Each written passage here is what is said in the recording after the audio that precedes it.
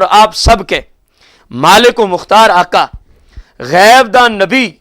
علیہ الصلاۃ و تسلیم نے اس کا صحابہ کرام علیہم رضوان کو جواب ارشاد عطا فرمایا کہ ہم سوار والے دن روزہ کیوں رکھتے ہیں؟ صحابہ سنو، اس کی وجہ یہ ہے کہ اللہ پاک نے صحیح مسلم میں یہ حدیث موجود ہے جو میرے پاس مسلم شریف کا چھاپا ہے سیاہ ستہ کا، الکتب و ستہ کے نام سے ہے، مکتبہ دارالسلام ریاض سعودیہ سے چھپا ہے، 6 کی 6 کتب سیاہ ستہ کی ایک ہی جلد میں ہے۔ اس کے اندر مسلم شریف کی حدیث کا نمبر ہے جس سے اگر رسول اللہ سے پوچھا گیا کہ آپ ہر سوار کا روزہ کیوں رکھتے ہیں، میرے آقا کریم نے اس کی وجہ ارشاد فرمائی۔ حدیث نمبر رسول کریم صلی اللہ علیہ وسلم نے جو وجہ ارشاد فرمائی وہ ہے 1162 اور اس مسلم کا صفحہ ہے 865۔ میرے اور آپ سب کے مالک و مختار آقا صحابہ کو فرماتے ہیں، صحابہ وجہ یہ ہے کہ میں ہر سوار کو روزہ رکھتا ہوں اور تم نے پوچھ لیا کہ یا رسول اللہ آپ ہر سوار کو روزہ کیوں رکھتے ہیں؟ تو اس کی وجہ یہ ہے اے صحابہ، کیونکہ اس دن میرے رب نے مجھے مبعوث فرمایا ہے، اسی دن میں دنیا میں تشریف لایا ہوں۔ میں اپنے آنے والے دن یعنی میلاد والے دن، میلاد آنا، پیدا ہو جانا، دنیا میں تشریف لانا، آپ صلی اللہ علیہ وسلم فرما رہے ہیں کہ میلاد والے دن اے صحابہ میں اللہ کا شکریہ ادا کرتا ہوں، میں اللہ تبارک و تعالیٰ کا شکریہ ادا کرتا ہوں اپنے آنے والے دن میں۔ کتنی واضح حدیث ہے مسلم شریف کے اندر۔ جب پیر شریف کے روزے کے بارے میں پوچھا گیا کہ یا رسول اللہ کیا خاص وجہ ہے کہ آپ اسی دن ہی روزہ رکھتے ہیں، تو میرے اور آپ صاحب کے مالک و مختار آقا کریم صلی اللہ علیہ وسلم نے فرمایا، صحابہ کیونکہ آپ سب کو پتا ہے کہ اللہ پاک نے مجھے پیر شریف کو ہی دنیا میں بھیجا ہے، تو میں اللہ کی عبادت کر کے اپنے دن کی خوشی مناتا ہوں۔ کتنی واضح حدیث ہے۔ اسی طرح جب آپ صلی اللہ علیہ وسلم بخاری شریف کے اندر یہ حدیث موجود ہے کتاب الصوم میں، میرے پاس جو صفحہ 156 ہے، حدیث کا نمبر 2004 ہے، رسول کریم صلی اللہ علیہ وسلم جب ہجرت فرما کے مکہ المکرمہ سے مدینہ المنورہ تشریف لائے، فرأ الیہود تصوم یوم عاشوراء، میرے آقا کریم نے دیکھا کہ یہودی 10 محرم الحرام کا روزہ رکھتے تھے۔ فقال ما ھذا، آپ نے پوچھا کہ تم اس دن روزہ کیوں رکھتے ہو؟ قالوا ھذا یوم صالح، ھذا یوم، عرض کرنے لگے کہ اللہ کے رسول یہ ایسا مقدس دن ہے، ایسا خوشی کا دن ہے جس کو ہم اللہ کی عبادت کر کے خوشی کے طور پہ مناتے ہیں، کیونکہ 10 محرم الحرام والے دن اللہ پاک نے حضرت موسیٰ علیہ السلام نجّ اللہ بنی اسرائیل من عدوہم، حضرت موسیٰ علیہ السلام اور آپ کی قوم کو ان کے دشمنوں یعنی فرعونیوں سے 10 محرم الحرام والے دن نجات بخشی تھی۔ تو فصامہ موسیٰ علیہ السلام بھی ساری زندگی اس دن کو یادگار کے طور پہ مناتے رہے کہ اللہ پاک نے مجھے اور میری قوم کو ہمارے دشمنوں سے اللہ تبارک و تعالیٰ نے نجات بخشی ہے۔ یا رسول اللہ کیونکہ ہم موسیٰ علیہ السلام کو ماننے والے ہیں، ہم بھی 10 محرم الحرام والے دن کو خوشی کے طور پہ مناتے ہیں کہ ہماری پہلے والی قوم جو موسیٰ علیہ السلام کو مانتی تھی، اللہ پاک نے ان کو فرعون سے نجات بخشی تھی، اور اس دن کو سالانہ جناب موسیٰ علیہ السلام بھی مناتے تھے۔ اب سنیے آقا کریم کے الفاظ کتنے واضح ہیں۔ قال فانا احق بموسیٰ منکم فصامہ وامر بصیامہ، امام بخاری لے آئے ہیں، امام بخاری کہتے ہیں حضور علیہ السلام نے اس وقت فوراً فرمایا، یہودی موسیٰ علیہ السلام کو جس دن اللہ نے نجات بخشی فرعون سے، اس دن کو خوشی کے طور پہ مناتے ہیں، تو فرمایا فانا احق بموسیٰ منکم، اے یہودیو تم سے ہم جناب موسیٰ علیہ السلام کے ساتھ زیادہ رشتہ رکھتے ہیں، ہمارا زیادہ حق ہے، تم اس دن کو خوشی کے طور پہ مناتے ہو تو آج سے ہم بھی اس دن کو خوشی کے طور پہ منائیں گے۔ فصامہ، آپ خود بھی روزہ رکھتے تھے اس دن کا، وامر بصیامہ، اور آپ نے ارشاد فرمایا موسیٰ علیہ السلام کیونکہ اس دن کو خوشی کے طور پہ مناتے تھے لہذا اے صحابہ تم بھی روزہ رکھا کرو۔ امام بخاری اس کو اپنی صحیح بخاری میں 5 جگہ نقل کرتے ہیں۔ ایک جگہ حدیث کا نمبر 2004 ہے، دوسری جگہ حدیث کا نمبر 3397 ہے، تیسری جگہ حدیث کا نمبر 3943 ہے،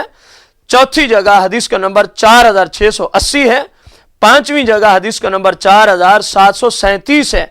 5 مقامات میں امام بخاری اس کو لے آئے۔ اب غور کریں کہ جس دن ایک قوم کو فرعون سے نجات ملی،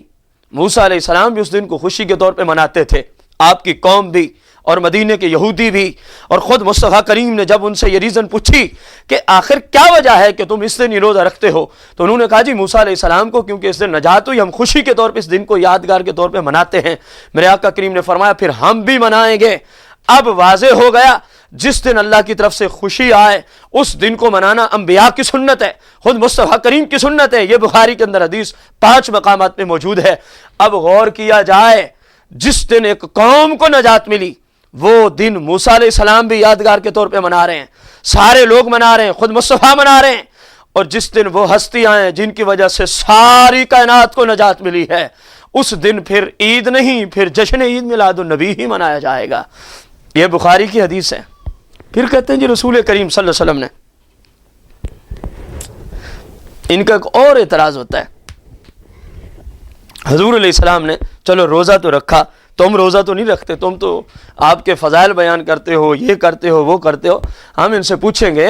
کہ رسول کریم صلی اللہ علیہ وسلم کی محفل میلاد کے اندر نمبر 1 مسلمان کرتے کیا ہیں، نمبر 2 اس وقت رسول کائنات صلی اللہ علیہ وسلم نے صحابہ کرام علیہم رضوان کے سامنے اپنے اوصاف کا خود ذکر فرمایا تھا۔ بتایا جائے میلاد کے اندر اہل سنت یا رسول اللہ کہنے والے کیا کرتے ہیں، مصطفیٰ کریم صلی اللہ علیہ وسلم کی شان، آپ کی عزت اور عظمت کا ذکر ہی کرتے ہیں نا، یہ بھی مصطفیٰ کریم نے خود کیا ہے۔ سیاہ میں حدیث جامع ترمذی میں موجود ہے جو میرے پاس ہے، دارالسلام ریاض کی 26 صفحہ نمبر 2024 ہے، حدیث کا نمبر ہے 3616۔ حضرت صحابہ کرام علیہم رضوان ایک جگہ مسجد نبوی شریف میں غالباً موجود تھے، حضرت عبداللہ بن عباس اس حدیث کے راوی ہیں۔ تو صحابہ کرام علیہم رضوان نے مجمع کی حالت میں بیٹھے ہیں، مجلس اور محفل سجی ہے، صحابہ مختلف انبیاء علیہم السلام کی شانوں کا ذکر کر رہے ہیں اور ایک دوسرے کو کہہ رہے ہیں کتنی اچھی بات ہے جناب اللہ عز و جل نے، ان اللہ عز و جل اتخذ من خلقہ خلیلا، اپنی مخلوقات میں سے کسی کو اپنا خلیل بنا دیا۔ صحابہ یہ ذکر کر رہے ہیں انبیاء کے مناقب کا، خلیل سے مراد جناب ابراہیم علیہ الصلوۃ والتسلیم کی ذات ہیں، اور کوئی کہہ رہا تھا اتخذ ابراہیم خلیلا، وقال آخر ماذا بأعجب من کلام موسیٰ کلمہ تکلیما، اور بعض نے کہا دیکھو جی اللہ نے موسیٰ علیہ السلام کو اتنا شرف دیا کہ موسیٰ علیہ السلام سے خود کلام فرمایا، اور بعض صحابہ یہ کہہ رہے تھے فعیسیٰ کلمۃ اللہ و روحہ، عیسیٰ علیہ السلام کی بڑی شان ہے، اللہ نے ان کو اپنا کلمہ اور اپنی روح پیدا فرمایا، اور قرآن میں یہ کہا کہ وہ میرا کلمہ اور میری روح ہیں۔ بس یہ منظر تھا۔ بعض صحابہ کہہ رہے تھے اللہ نے آدم کو چنا، بعض کہہ رہے تھے اللہ پاک نے فلاں نبی کو یہ شان دی، فلاں کو یہ شان دی۔ گویا صحابہ کا مجمع ہے، انبیاء کے مناقب ہیں، اور یہی میلاد میں ہوتا ہے۔ بس اسی دوران میرے آقا کریم تشریف لے آتے ہیں۔ میرے آقا نے سنا کہ صحابہ فلاں فلاں نبی کا ذکر کر رہے ہیں، ان کی شانیں بیان کر رہے ہیں۔ میرے آقا کریم بول اٹھے، فرمایا تم ٹھیک کہہ رہے ہو، جو کچھ بھی تم نے کہا بالکل ٹھیک ہے، قد سمیت کلامکم، میں نے تم سب کے کلام کو سن لیا ہے، وَأَعْجَبَكُمْ، اور تمہارے اس معاملات کو کہ تم جو کچھ بھی کہہ رہے تھے اس کو بھی میں نے دیکھ لیا۔ کوئی کہہ رہا ہے یہ بڑی عجب والی بات ہے، بڑی عجیب بات ہے، فلاں کو خلیل بنایا، فلاں کو تکلیم بنایا، فلاں کو کلیم بنایا، فلاں کو یہ بنایا، بڑی باتیں میں نے سنی تمہاری، سنو جس طرح تم نے کہا وَهُوَ كَذَلِكَ، یہ اسی طرح ہے، اعلیٰ وَأَنَا حبیب اللہ، فرمایا کیا میں اللہ کا حبیب نہیں ہوں، ولا فخر، اور مجھے اس بات پہ فخر نہیں، میں تکبر نہیں کرتا، وَأَنَا حَامِلُ لِوَاءِ الْحَمْدِ يَوْمَ الْقِيَامَةِ وَلَا فَخْرَ، فرمایا صحابہ سنو، تم اور انبیاء کی شانیں بیان کرتے ہو، میں اپنی شانیں خود بیان کیے دیتا ہوں تمہارے سامنے، کیا میں قیامت کے دن لواء الحمد کو اٹھانے والا نہیں، ولا فخر، مجھے اس پہ کوئی تکبر نہیں، میں فخر نہیں کرتا۔ اور صحابہ سنو، کیا میں قیامت کے دن سب سے پہلے جنت کے دروازے کو نہیں دستک دوں گا، اور میرے لیے سب سے پہلے جنت کا باب نہیں کھولا جائے گا؟ غور کیا جائے، جامع ترمذی کے اندر یہ حدیث موجود، صحابہ مجمع میں بیٹھے ہیں، مختلف انبیاء کی شانوں کا ذکر ہو رہا ہے، اسی اسنا میں مصطفیٰ کریم آ جاتے ہیں، فرمایا مجھے تمہاری ساری کلام کو میں نے سن لیا اور سمجھ بھی لیا، اب میں تمہیں بتاتا ہوں، ان کو بھی بڑی اللہ نے شانیں دی، اللہ نے مجھے بھی شانیں عطا فرمائیں۔ اب مصطفیٰ کریم صحابہ سننے والے ہیں، مصطفیٰ کریم بیان کرنے والے ہیں، اور سیاہ میں حدیث موجود ہے، اپنی شانیں خود بیان کی، فرمایا انا حبیب اللہ ولا فخر، میں اللہ کا حبیب ہوں، مجھے اس پہ کوئی فخر نہیں ہے۔ اور میرے آقا کریم صلی اللہ علیہ وسلم فرمایا انا حامل لواء الحمد یوم القیامہ ولا فخر، میں قیامت کے دن لواء الحمد کا جھنڈا اٹھانے والا ہوں، مجھے اس پہ کوئی فخر نہیں ہے۔ میں منکرین سے پوچھتا ہوں جو کہتے ہیں مصطفیٰ کریم نے اپنا میلاد نہیں منایا، بتایا جائے میں نے اتنی قرآنی آیات کو پیش کیا ہے، میں نے اتنی سیاسی احادیث مبارکہ کو سامنے رکھا ہے، پیر کے دن روزہ رکھا، جب پوچھا گیا وجہ کیا ہے، فرمایا اس دن ہم تشریف لے آئے۔ 10 محرم الحرام کا روزہ رکھا، جب پوچھا گیا، ابھی آپ کو بخاری شریف کے حوالے سے عرض کیا تو آپ نے فرمایا اس دن ہمارے بھائی موسیٰ علیہ السلام کو اللہ نے نجات دی، یہ خوشی کے طور پہ ہم اس دن کو منائیں گے۔ اور جب صحابہ کا مجمع موجود ہے، مختلف انبیاء علیہ السلام کی شانوں کا ذکر ہو رہا ہے، ان کے چرچے ہو رہے ہیں، محفل سجی ہوئی ہے، محفل کا دولہا تشریف لاتا ہے، مصطفیٰ کریم آتے ہیں، آپ نے ان کی کلام سنی، فرمایا قد سمعت کلامکم واعجبکم، میں نے تمہاری ساری گفتگو سن لی ہے، لیکن سنو میں اپنی شان خود بیان کیے دیتا ہوں۔ اب صحابہ مجمع میں بیٹھے ہیں، مصطفیٰ کریم اپنی شانیں بیان کر رہے ہیں، میلاد کی تاریخ میں جائیں گے تو یہی میلاد مصطفیٰ ہے، مصطفیٰ اپنا میلاد خود بنا کے گئے ہیں، اور آج ہمیں کہا جاتا ہے جی یہ نہیں ہوا وہ نہیں ہوا۔ ابھی اس کی ایک قسط اور آئے گی۔ اب یہ پہلی قسط تھی میلاد پہ اعتراضات اور ان کے جوابات۔ کچھ سوالات رہ گئے جن کا ذکر انشاءاللہ ہم اگلی قسط کے اندر ذکر کریں گے۔ ان میں سے پہلا سوال کیا جاتا ہے، عید سال میں ایک ہے، یہ ہے، جھنڈے ہیں، لائٹنگ ہے، یہ معاملہ ہے، وہ معاملہ ہے، انشاءاللہ ہم دوسری قسط کے اندر لے آئیں گے۔ میری تمام مسلمان بہن بھائیوں سے اپیل اور عرض ہے کہ آپ نے قرآن و سنت کو سماعت فرمایا،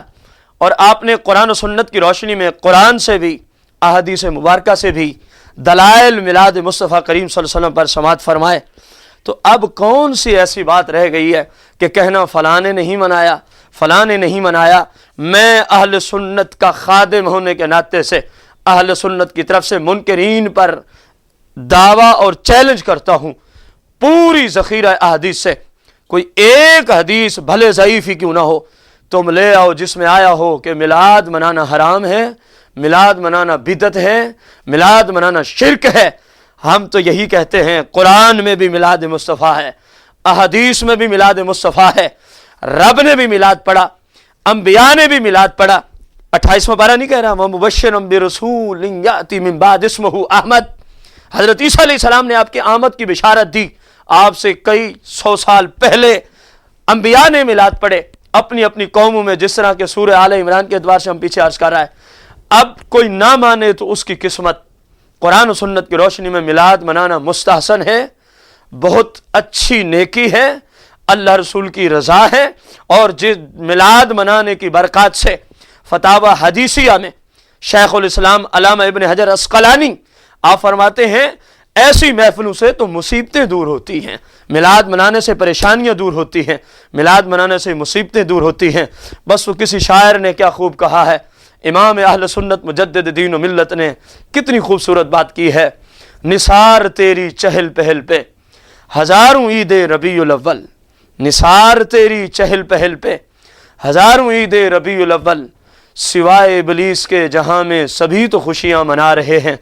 سوائے ابلیس کے جہاں میں